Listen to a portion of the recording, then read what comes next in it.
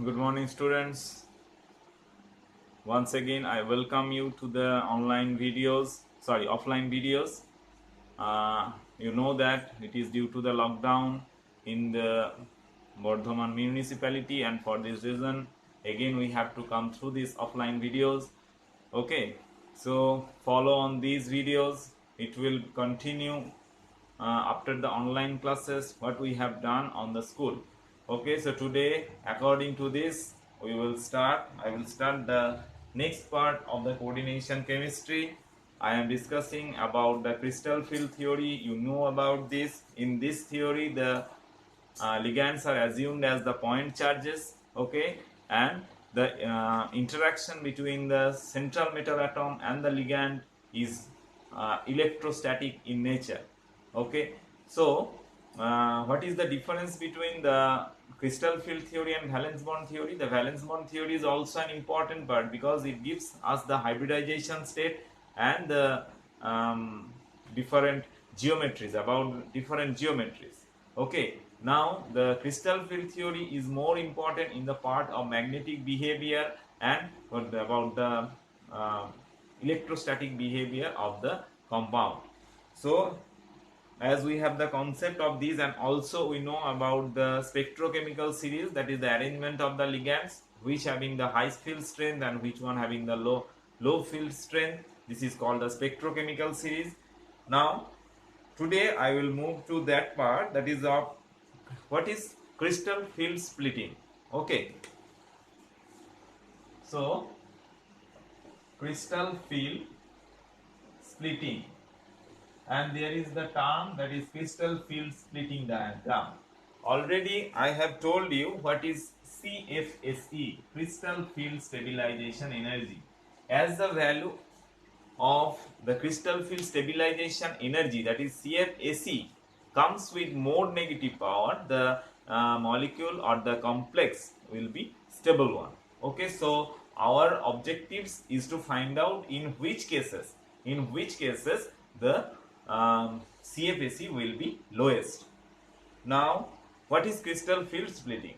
Okay, now the d orbital having a definite geometry around the central metal atom.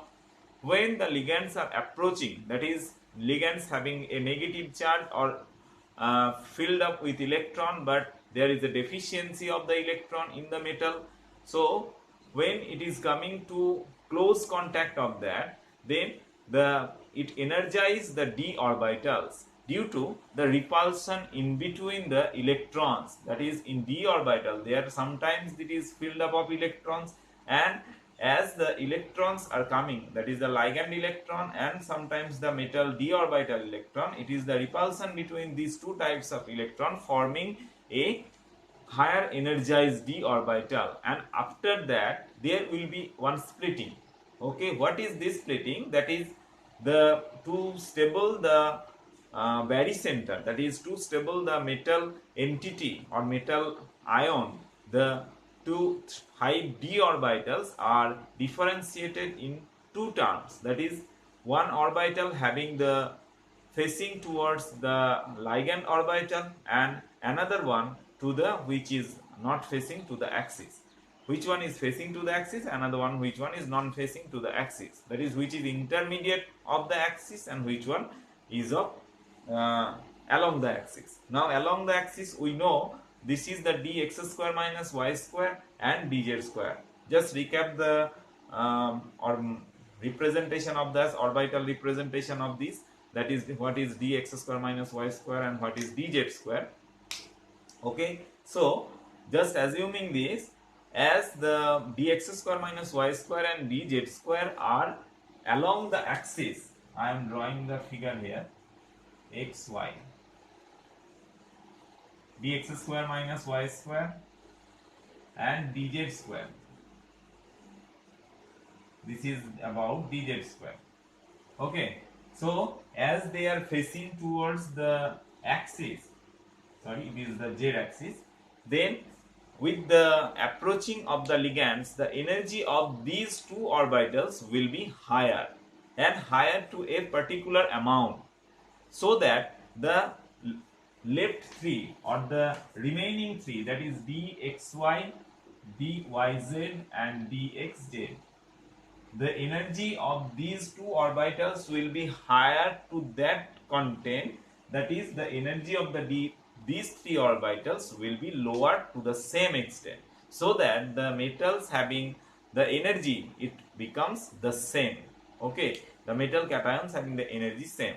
So in this way, the it is called the crystal field splitting. It is that part, that is when the orbit splits into two unequal half, because 5 d orbitals are there, two unequal halves is there, and two set.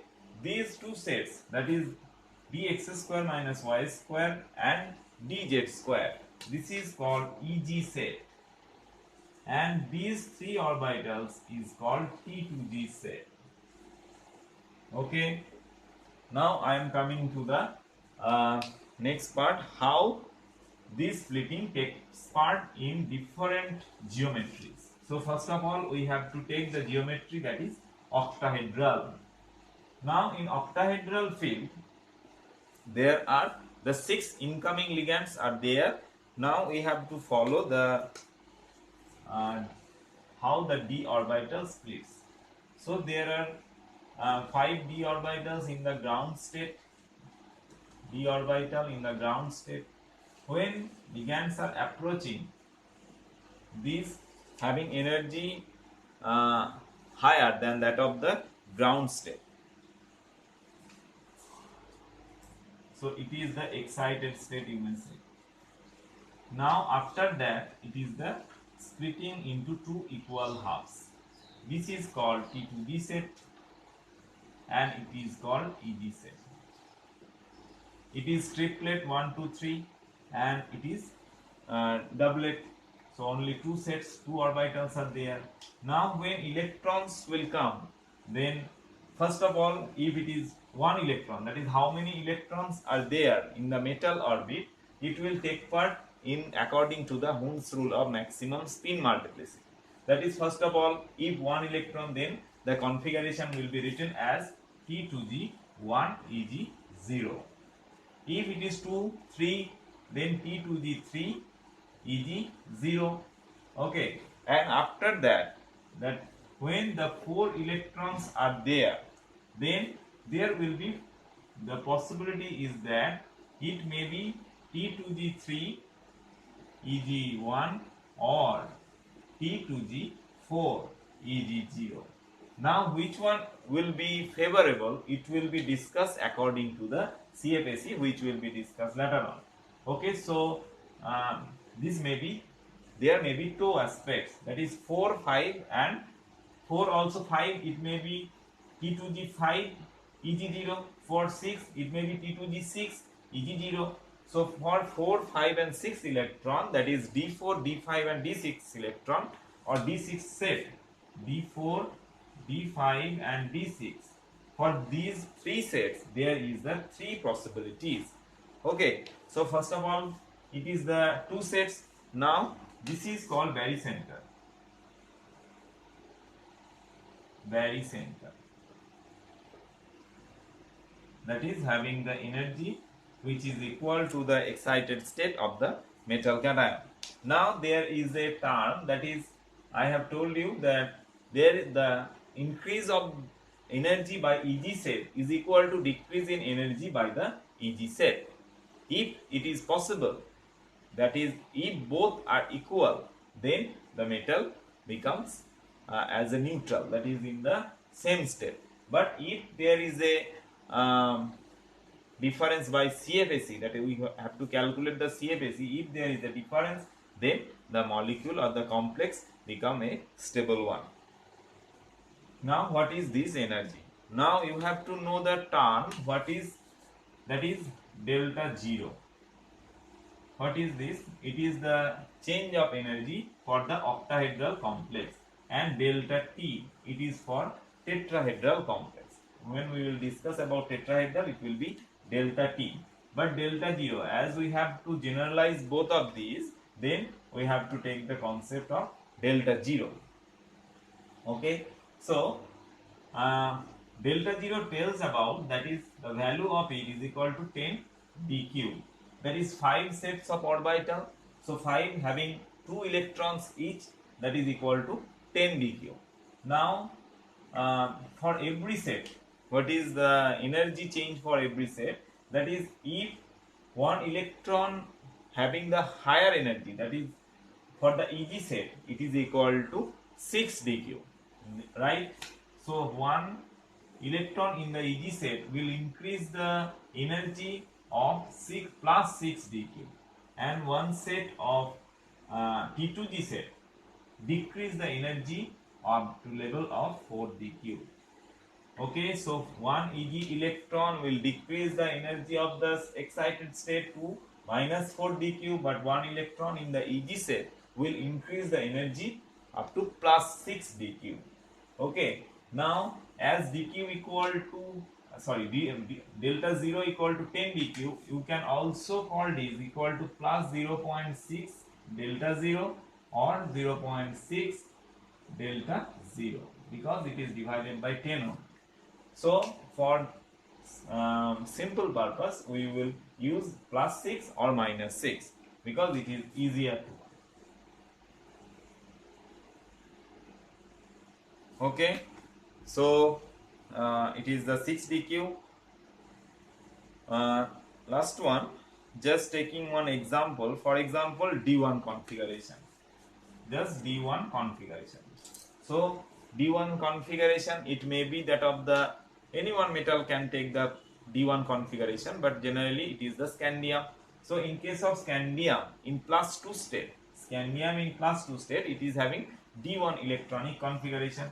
So the electron will be assumed, that is the configuration will be just that is T2G1 Eg0. So the configuration is T2G1 Eg0. Now we have to calculate the energy. So it is equal to minus 4 into 1 dq, that is equal to minus 4 dq.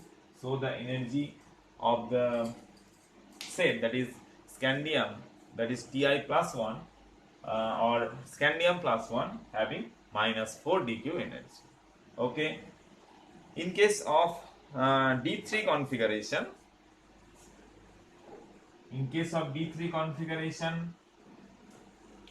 it will be T2G3 Eg0. So minus 4 into 3, that is equal to minus 12 dq. Okay, so minus 12 dq is the decrease in energy. It is the stability factor. This digit, that is minus 12, minus indicates the stability to a value of 12 dq. Okay, now another one, that is for D4 system. For D4 system, there two sets may arise, that is T2G4 Eg0 or T2G3 Eg1.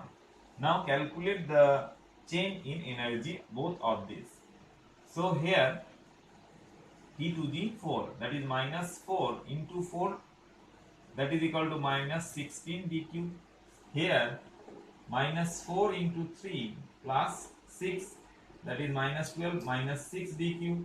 So the minus, that is 16, is greater, but here is one repulsion factor. What is this repulsion factor? Because we have to paired one electron. Now two electrons having the same charge, when they paired with each another, there some energy will be given to that system. So here one energy, that is P, is required. So in that case, here some amount energy will be lost. So this is the crystal field splitting energy for the different electronic configuration, that is D1, D2, D3. In this way you can calculate also for D5, D6, etc. Now the conclusion from this is that the filling of electron in D1, D2, D3, D8 and D9 and D10 are same for strong and weak field. Okay, so D1, D2, D3 and are same for weak field, because there is only one arrangement should be there. One arrangement is possible there. So in that case, if the ligand is high or the strong field ligand is there or weak field ligand is there, the CFAC will be same. But for the configuration of D4, D5 and D6, D4, D5 and D6 and D7 state, it will depends upon the field strength of the ligand. How? Because if the field strength will be higher, what happen? The ligand, we have already known that for cyanide or for carbonyl, here as the field strength will be higher, so it can pair up the electrons, and as it paired up the electron, the P will be negligible, the P will come, that is the pairing energy will come from the ligand side, so the complex will be a low spin one. So low spin complex and high spin complex may be formed by the ligand itself. Okay, so this is one conclusion for D4, D5 and D6. There should be two types of configuration. Last one, for strong field ligand, it will be of low spin complexes, and for weak field ligand, it is for high spin complexes. That is, for high spin ligand, that is high spin complex, there should be the weak field ligand, and for low spin complex, there should be the high strong field ligand. In case of the configuration is limited, that is D4, D5, D6 and D7, because in D7 there may be the T2G6 EG1, okay, and another one there should be the T2G5 EG2. So there are different possibilities may be there. The maximum possibility is T2G6 EG1. So it will be considered according to the ligand which is coming to make bonding with the central metal atom. Next class I will discuss the crystal field splitting in case of tetrahedral complexes. So follow on the YouTube videos everyone, and bye bye everyone, and waiting for the next class. Okay.